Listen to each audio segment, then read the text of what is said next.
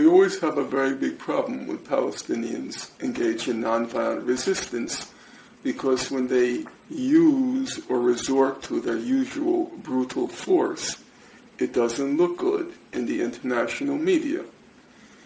And so they're constantly trying to provoke the Gazans into resorting again to armed force. That's why they're targeting the children. That's why they're targeting beloved journalists like Murtaji, because they want to enrage the Gazans.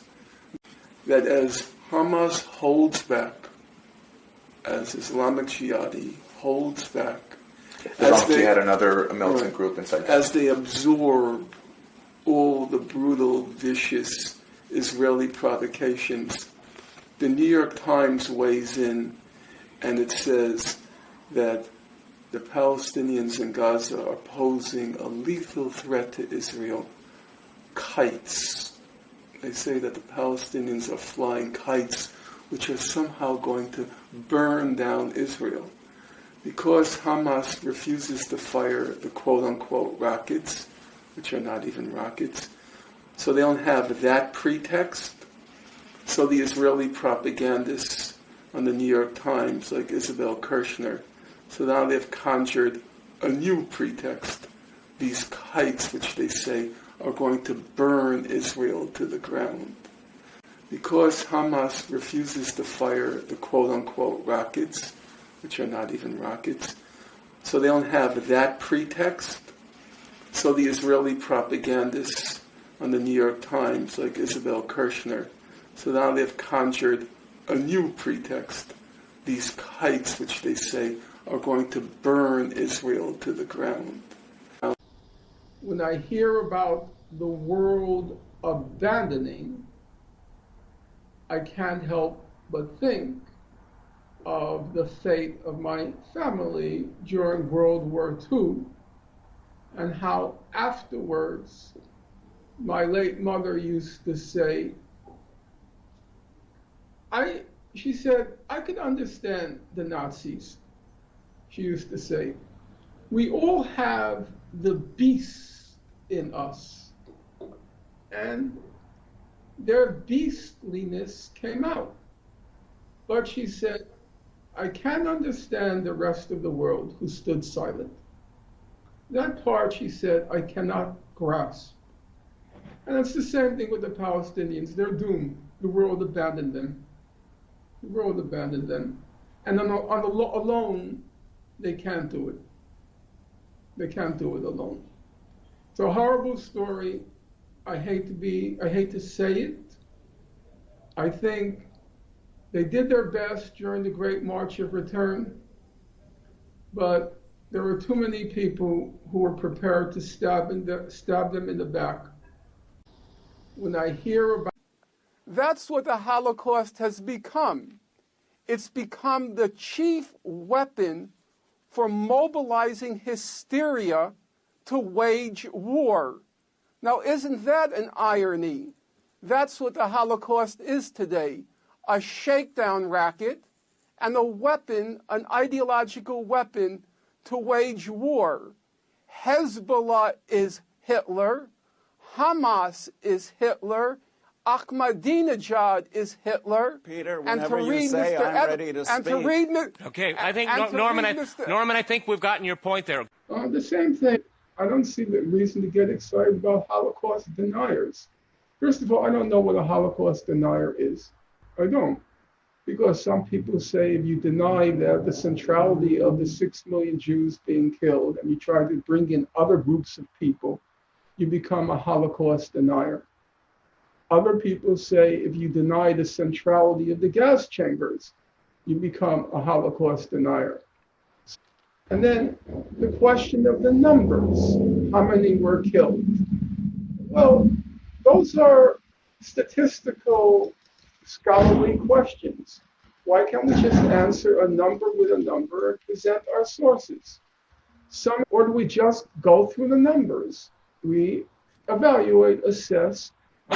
Any serious scholar does. I don't see the point of becoming hysterical over these issues. You just patiently wade through the evidence. If you don't agree, you explain why you don't agree. So now it's the same. So now Peter, it's the same tune all over again. So Peter, now we're being told that Ahmadinejad is Hitler. Whenever we're being told that Hezbollah is Hitler. We're being told that everyone Israel wants to attack, or the United States wants to attack. Norman, you made your point. Norman, you made your point. Foundational works. What Zionism basically means in the current world is belief in the right of Jews to have a state of their own.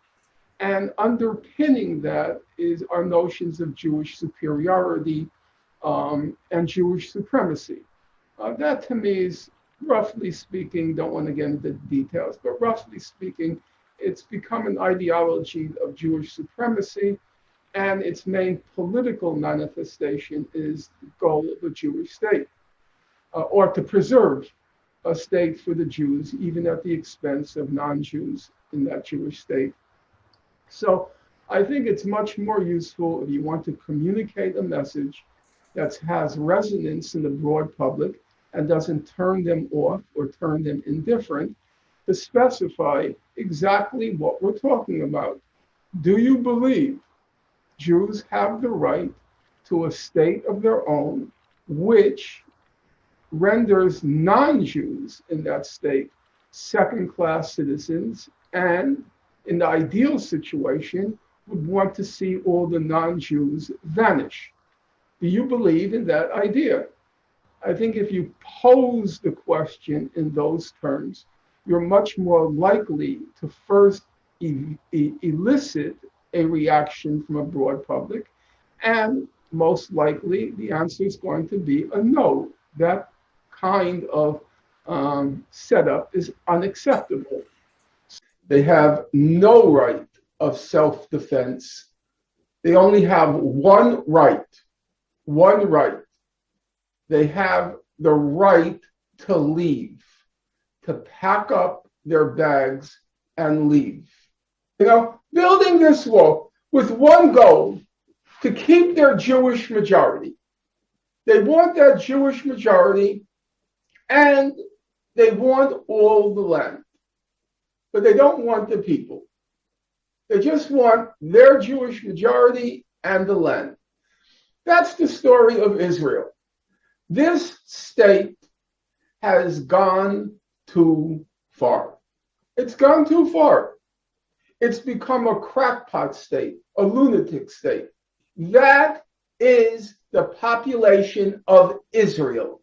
Like it or not. Don't tell me they are a handful of fanatics. Don't tell me they're a handful of crazies. No. You saw it on YouTube. You saw it live. That is Israel. That is the real Israel. Pyromaniacs, land thieves, land robbers, and Jewish supremacists